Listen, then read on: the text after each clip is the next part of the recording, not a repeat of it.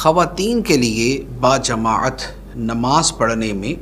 علماء احناف کا قول یہ ہے کہ اس کی اجازت نہیں ہے، لہذا تراویح کے اندر بھی اس کی جماعت خواتین قائم نہ کریں۔ اس میں ایک بہت بڑی وجہ یہ ہے کہ خواتین کی جو باجماعت تراویح ہوتی ہے عام طور پہ اس کا کسی ایک جگہ اہتمام کیا جاتا ہے،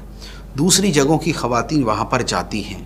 رات کے وقت یوں خواتین کا جانا، کسی جگہ جمع ہونا، پھر رات گئے ان کا واپس آنا، اور وہ بھی 30 دن مسلسل اس طرح کے عمل کا ہونا، یہ جو شریعت کے مقاصد ہیں یہ یوں کہہ لیں کہ ان سے بعید ہے۔ کچھ علماء اجازت دیتے ہیں،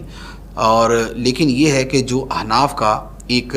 قول اور مذہب ہمیشہ سے چلتا آ رہا ہے وہ یہی والا ہے کہ عورتیں اس میں شرکت نہ کریں، تو لہٰذا یہی کرنا چاہیے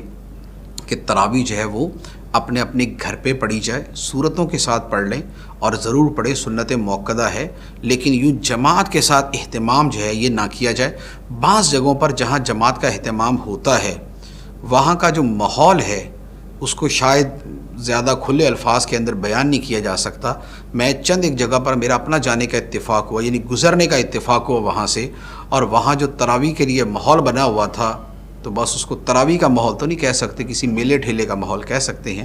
تو عجیب قسم کی صورتحال، لباس کا معاملہ، ملنے ملانے کا معاملہ، پھر وہیں پر مرد بھی جا رہے ہیں، عورتیں بھی جا رہی ہیں، وہ اکٹھی بھی ہو رہی ہیں، جانے کے اندر واپس آنے کے اندر ایک عجیب جو ہے نا جیسے کسی مال میں جا رہے واپس آ رہے، اس طرح کا ماحول تھا۔ اب ایسے ماحول کو تو مجھے نہیں لگتا کہ شاید کوئی بھی اس کی اجازت دے، کوئی اجازت دیتا بھی ہوگا نا تو شاید بہت ساری شرائط کے ساتھ دیتا ہو۔ ایسے کھلے ماحول والی تراویح جو ہے اس کی تو اصلاً ہی کوئی اجازت نہیں دے گا، تو لہذا تراویح جو ہے خواتین جو ہے وہ تنہا پڑھیں، اپنے گھر میں پڑھیں۔